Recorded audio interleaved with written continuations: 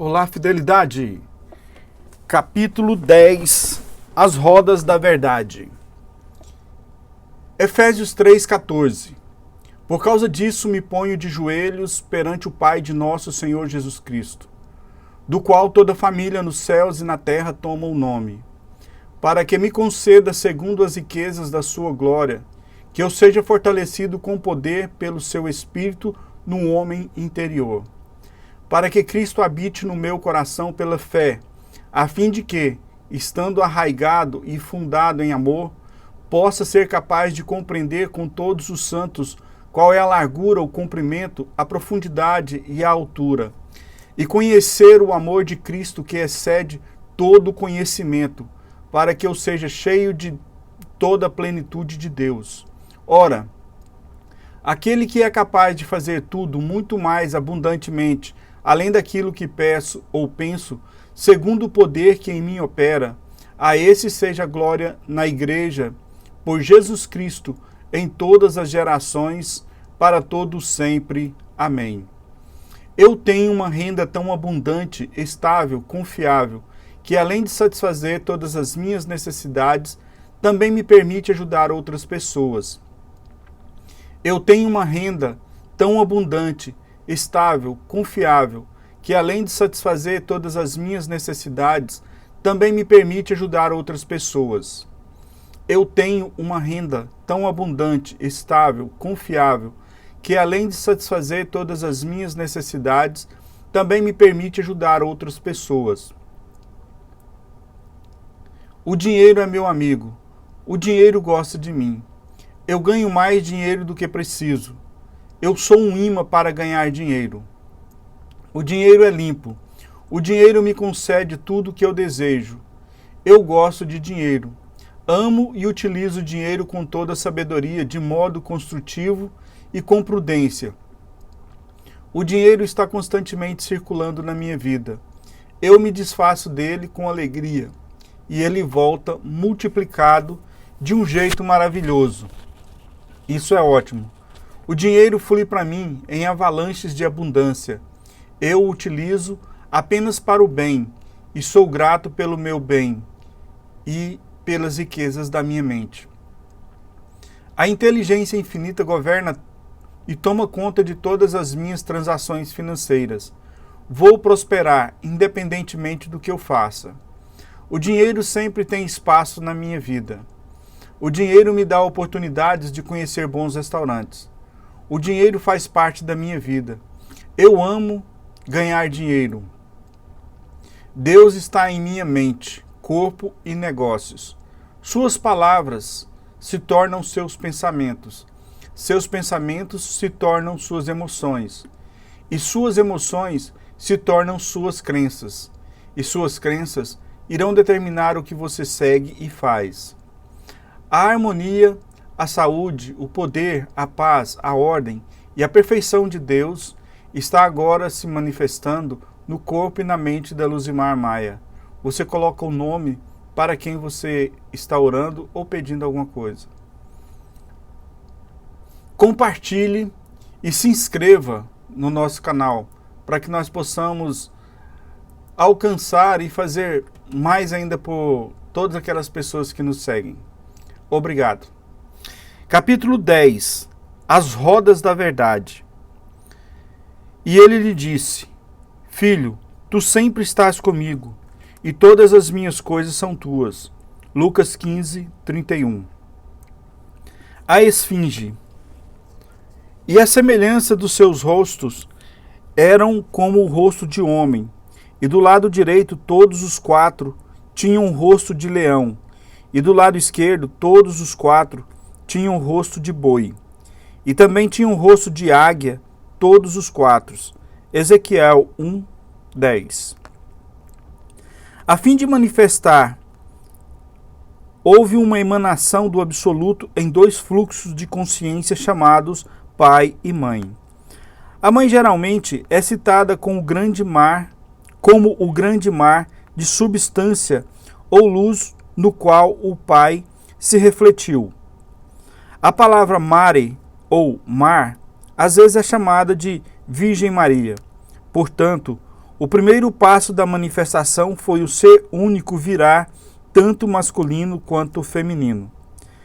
Temos uma mente consciente masculina e uma subconsciente feminina, que são apenas duas fases de uma consciência universal especializada ou individualizada.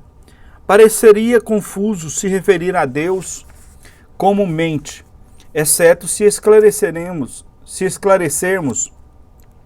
o que queremos dizer com mente. A mente subjetiva é o Deus em nós. A mente consciente raciocina, analisa e investiga. Em outras palavras, a mente consciente está constantemente mudando e Deus não muda.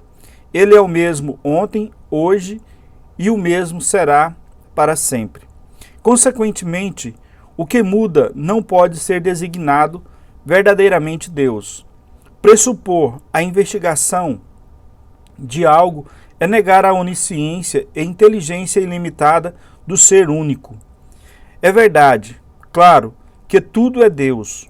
No entanto, para fins de esclarecimento, achamos necessário distinguir as duas fases da consciência. A meditação ou ideação, portanto, não faz parte das funções da mente subjetiva. Tudo no mundo foi feito pela autocontemplação do espírito, pois há apenas espírito, que pode ser definido como o grau mais alto da matéria. E a matéria, por sua vez, pode ser definida como o grau mais baixo do espírito, para explicar de modo mais simples. Tudo no mundo, como os elementos, os sóis, as estrelas, as árvores e até o infinito, são apenas diferentes graus de condensação da luz sem limites. Eu sou a luz do mundo. João 8,12. Não há nada além desta luz, às vezes chamada pelos cientistas de mar de energia cintilante, eternamente girando sobre si mesma. Olhamos para o espaço e ele parece vazio, mas essa luz, radiante ou energia, está eternamente girando sobre si mesma. Os antigos se referem a Deus como um círculo que não tem início nem fim, sem rosto, forma ou imagem, ilimitado, atemporal, sem espaço e som, às vezes chamado de silente imóvel. Deus deseja se expressar, resultando em movimento ou atividade. Portanto, a velocidade original ou o centro de movimento perpétuo flui a partir da consciência de Deus, e todas as outras vibrações ou movimentos no universo são apenas modificações deste movimento original. Vamos olhar essa questão de modo muito simples. Deus se torna humano concebendo-se como humano. O mundo não foi criado, mas foi produzido. A palavra produzido significa adquirido pelo ser. Portanto, estritamente falando, nada é feito ou criado. É apenas Deus se transformando em tudo que ele concebeu no estado incorpóreo. No primeiro capítulo do Gênesis, lemos sobre o homem incorpóreo, ou Deus, ou Adão. Os três significam o mesmo, pois há apenas um homem, nada além do homem. Sentindo a si mesmo como sendo tudo, terra, ervas, grama, árvores, peixes, aves, mares, estrelas, sóis e luas, e ao mesmo tempo nada em particular, desejou se expressar ou particularizar. No primeiro capítulo, o Gênesis define a história do homem que estava no paraíso, um estado sem desejo. Estiveste no Éden, jardim de Deus, e toda a pedra preciosa era a tua cobertura. E querendo se expressar, ele concebeu um mundo de sóis, luas, estrelas, mares, continentes e tudo que está contido neles. Essas eram apenas ideias ou arquétipos que não foram objetificados na tela do espaço, até ele virar humano ou limitado por desejos. A humanidade é ao mesmo tempo condicionada e não condicionada. Onde o estado não condicionado é Deus ou o absoluto, e o condicionado é Deus se definido se definindo como humano. A humanidade é Deus, limitando-se ao se conceber como humano. O atemporal agora está concebendo no tempo. O ilimitado agora concebe fronteiras e limites. O sem espaço concebe no espaço. Nós esquecemos que o mundo inteiro é nosso e lutamos por alguns metros quadrados. No segundo capítulo do Gênesis surge Adão, o primeiro humano. E tudo que é mencionado no primeiro capítulo vem depois, como se fossem apenas pensamentos de Adão. A terra está aqui para que caminhemos nela, e existe porque a sonhamos, até que ela se torne realidade. Que é o homem mortal para que te lembres dele? Salmos 8, versículo 4. A mente de Deus está repleta do homem. Não há nada além do homem e tudo é a extensão desse homem. Quando as pessoas decidirem que não precisam mais de peles para se aquecer, todos os animais de pele desaparecerão. No futuro próximo, todas as pessoas vão comer carne sintética. Consequentemente, todos os rebanhos de gado, ovelha, etc., gradualmente vão se extinguir. Os dinossauros desapareceram e seus fósseis podem ser vistos nos museus pelo mundo. O motivo para esse desaparecimento é que eles não eram mais úteis, nem tinham mais traços ou características que lembravam aqueles animais ferozes. Quando os estados dissimulados, engenhosos e enganosos da raposa morrerem, ela também desaparecerá. Isto é verdadeiro para todos os animais, pois eles são apenas extensões no espaço dos estados de espírito humanos. Na antiga mitologia grega, a esfinge propunha um enigma a todos os que chegavam. A quem não respondesse corretamente, morria. O enigma era: o que anda em 4 pernas, em 2 pernas e em 3 pernas? A resposta deveria ser: o homem, pois ele engatinha quando bebê e anda ereto com as 2 pernas até a hora em que usa uma bengala ou uma muleta como apoio quando fica muito velho e fraco. Essa explicação não é a correta. O significado interno é o seguinte: a maior parte da raça humana ainda está andando em 4 pernas, significando que temos uma mente mundana, atendemos às nossas paixões e apetites e nos esquecemos das leis da vida e do caminho do espírito. O animal de 4 patas é a pessoa sensorial que vive para comer e apreciar os prazeres da carne, significando também as pessoas dos 5 sentidos, que andam pela terra acreditando no que veem, pensam que a segurança está na acumulação de riquezas e objetos mundanos. Eles são o tipo de pessoa que se esqueceu de acumular tesouros no céu e banquetear-se no estado de espírito da paz e felicidade interior, estabelecendo assim o reino do céu na terra. Apenas os poucos que estão andando eretos descartaram a natureza animal, amadurecendo e atingindo a maturidade. Apenas essa pequena minoria anda pela terra, apoiando todo o peso na bengala da intuição no Cristo interior. A esfinge é a consciência não condicionada, a percepção não condicionada dentro de nós. Esse é o centro da esfinge, ao nosso redor, em torno da qual tudo gira. Ela permanece impassível, enquanto a roda das personalidades gira sem parar. A esfinge é a síntese dos 4 animais de Ezequiel, mencionados no início deste capítulo, que são tanto masculinos como femininos, como era o absoluto, antes de ter se emanado em pai e mãe para fins de manifestação. Dentro de você, leitor, o universo passou a existir, está estabelecido e se extingue. A humanidade é dual. Somos tanto Deus quanto humanos. Deus é a consciência, não modifica ou percepção sem forma. Esta consciência não modificada agora se modifica e se transforma em humana. Somos a projeção das crenças incorporadas em nossa consciência, da mesma forma que a onda do oceano é uma projeção do conteúdo do oceano e volta para as profundezas de onde veio. No fim das contas, nós voltamos à grande profundeza e nos unimos ao todo. Quando despertarmos do sonho ou da ilusão da separação, descobriremos que não é usurpação fazer a obra de Deus na forma humana. Descobriremos Deus, o único ser que há, e que estivemos sonhando um sonho não eterno.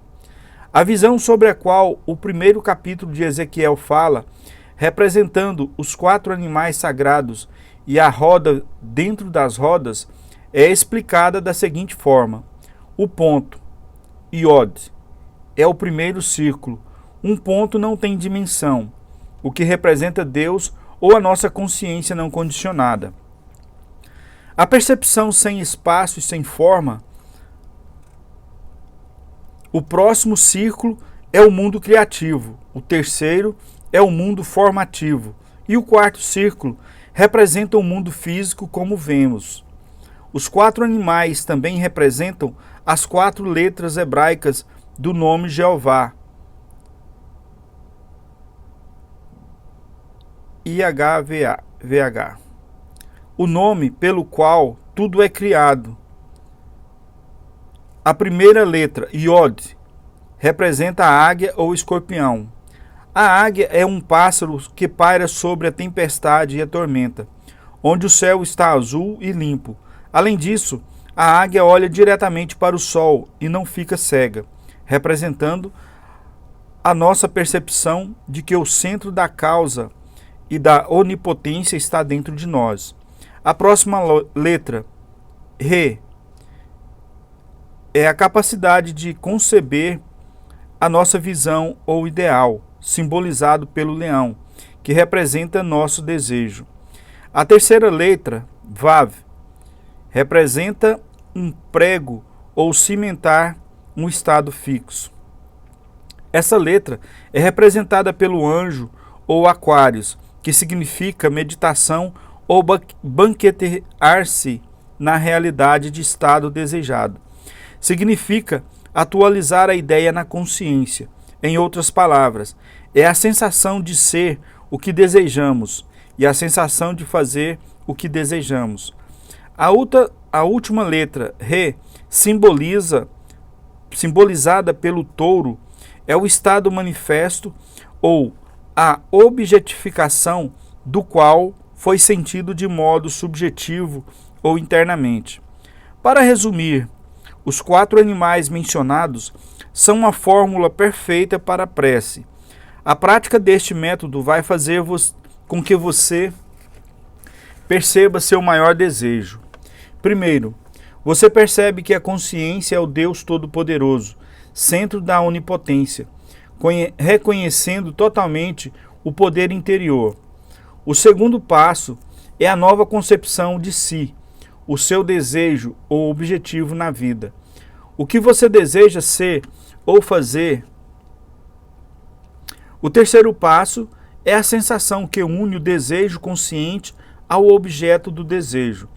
O quarto passo é a manifestação física do que foi sentido dentro do não visto ou no interior de si mesmo.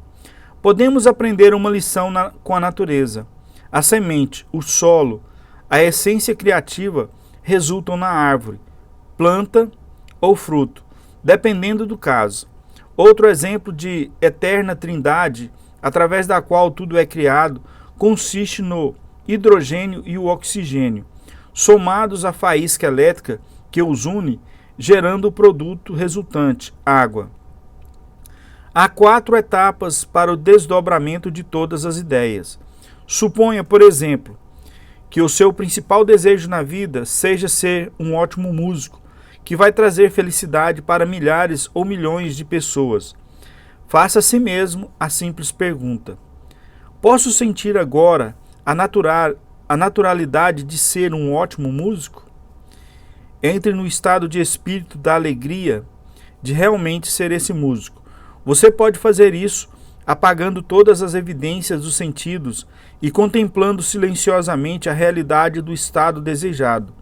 Enquanto medita desta maneira, você vai descobrir que chegará a hora em que este estado se fixará na consciência e todas as qualidades e atributos necessários serão ressuscitados, pois eles sempre estiveram dentro de você.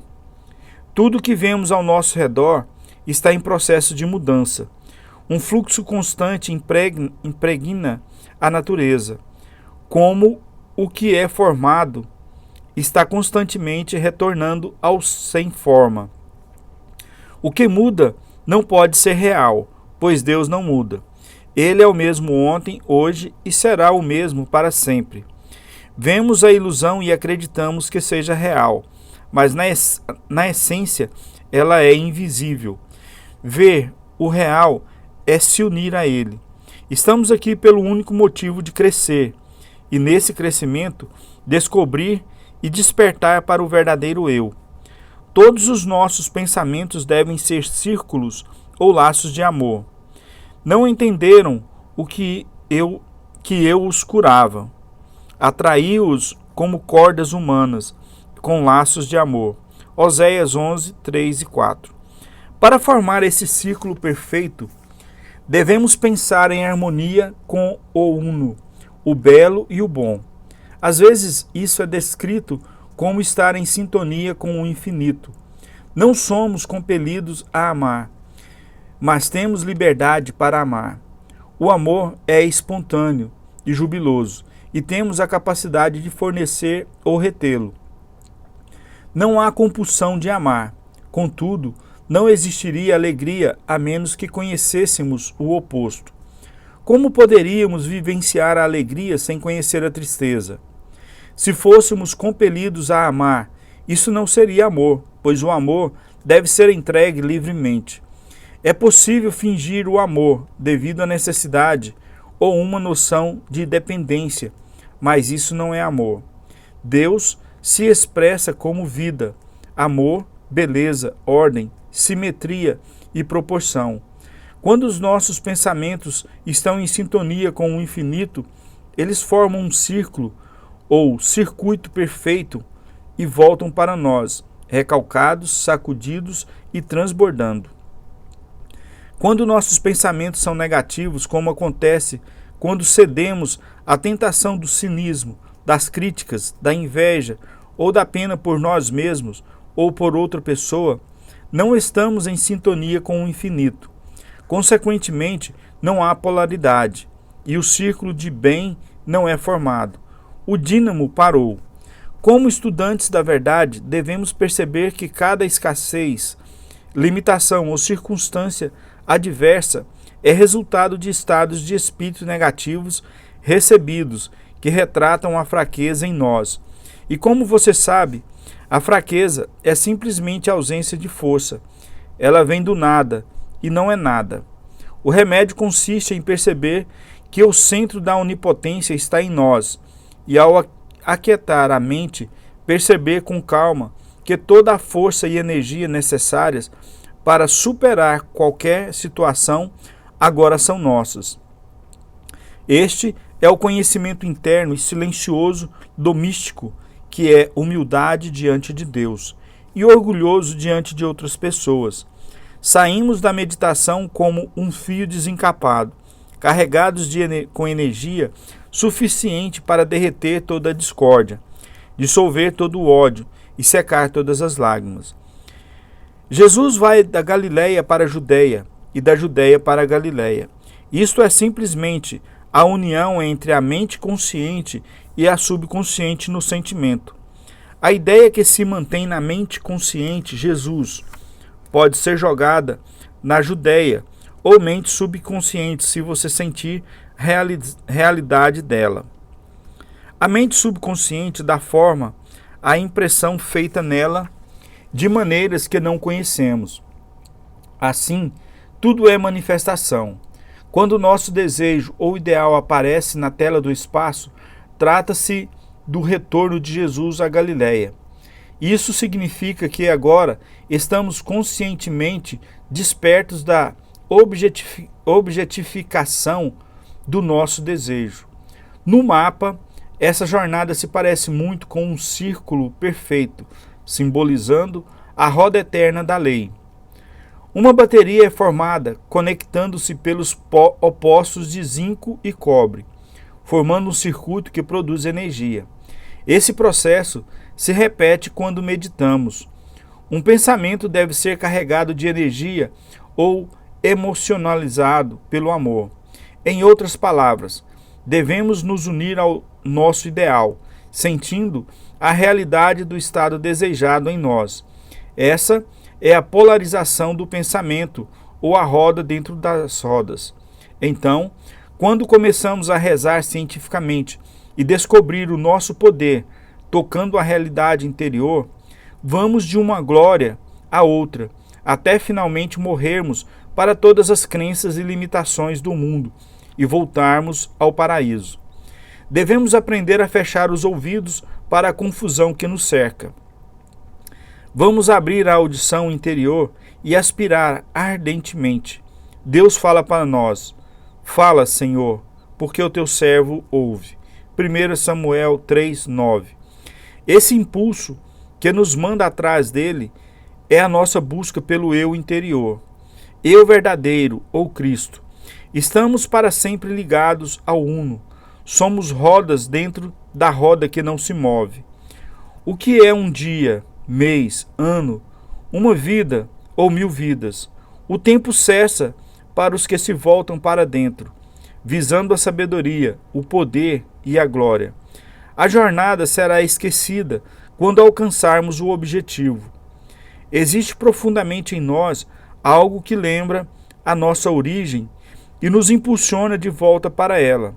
Nossa missão, o propósito nesta vida, consistem em valorizar, aumentar e glorificar esta memória.